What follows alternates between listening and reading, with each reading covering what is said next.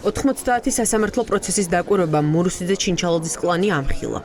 სასამართლოს გუშაგმა მოამზადა დოკუმენტი, სადაც მხილებულია ყველა მოსამართლე, რომელიც რეჟიმს ემსახურება და სასტიკად ნაცემი და ნაწამები მომიტინგეების საქმეებზე რეაგირებას ფორმალურადაც კი არ ახდენს. ჯამში 100 დაზარალებული 90 პროცესის მონიტორინგის დროს გამოვლინდა. მინიმუმ 15 შემთხვევაში კლანის მართული სასამართლო რეაგირებას არ ახდენდა, როდესაც დარბაზში დაზარალებულები ყვებოდნენ წამების და ცემის შესახებ. როგორც წესი არის წინააღმდეგობა, მოწმეთა ჩვენებებს შორის არის წინააღმდეგობა, მტკიცებულებს შორის, რომელსაც წარმოადგენს ხოლმე დავუშვათ შინაგან საქმეთა სამინისტროს წარმომადგენელი პროცესზე და მაინც მიუხედავად ამ ყველაფრისა, მოსამართლეს გამოაქვს ისეთი გადაწყვეტილებები, რომელიც არ შეესაბამება სამართლიანობის სტანდარტებს. ადმინისტრაციულ საქმეთა კოლეგია სანქცირებულმა მურუსიძე ჩინჩალოძის კლანმა სადამსჯელო რაზმად გადააქცია.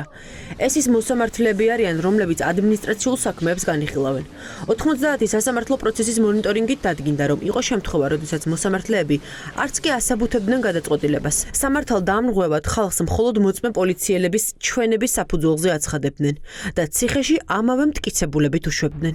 ადმინისტრაციულ სამართალდარღვევათა საქმეების განხილვა აჩვენებს იმ პრაქტიკას და აგრძელებს იმ პრაქტიკას, როდესაც სასამართლო ფაქტობრივად იზიარებს ყველა იმ მტკიცებულებას, რომელიც შინაგან საქმეთა სამინისტროს წარმომადგენლების მხრიდან არის ხოლმე მიტანილი პროცესზე და არ ითვალისწინებს იმ სტანდარტებს, როგორც უნდა ხდებოდეს ამ ტიპის საქმეების განხილვა. ეს პროცესები დგას ძირითადად აი ამ დაშვებაზე, რომ პოლიციელი არ მოიტყუება. მაშინ, როდესაც საქმეში არსებული გარემოებები, მათ შორის მტკიცებულებები საპირისპიროზე მეტყველებს. სასამართლო პროცესების დეკემბრის მონიტორინგის შედეგად აქტივისტების წინააღმდეგ საქმეების რეკორდული რაოდენობა ნინო ენუქიძეზე მოდის.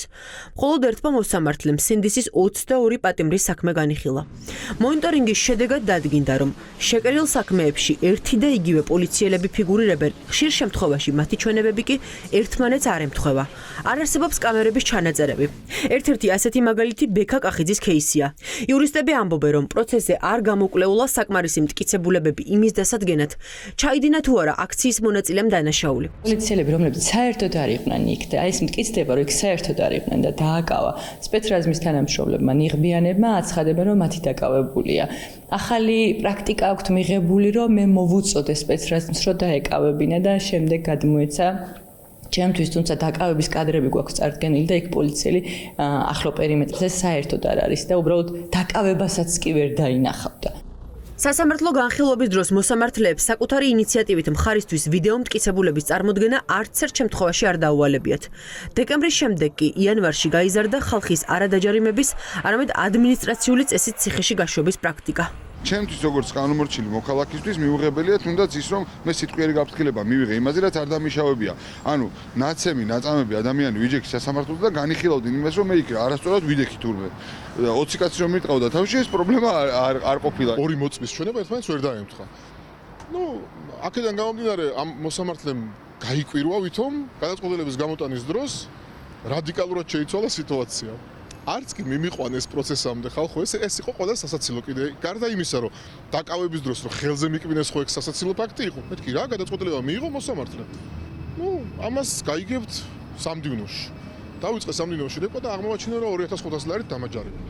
ახლა ყველა იანვარში ჩატარებული პროცესების მონიტორინგის შედეგებს ელოდება. დასკვნის გამოქვეყნებამდეც ჩანს, რომ სასამართლო პრაქტიკა გაუარესდა.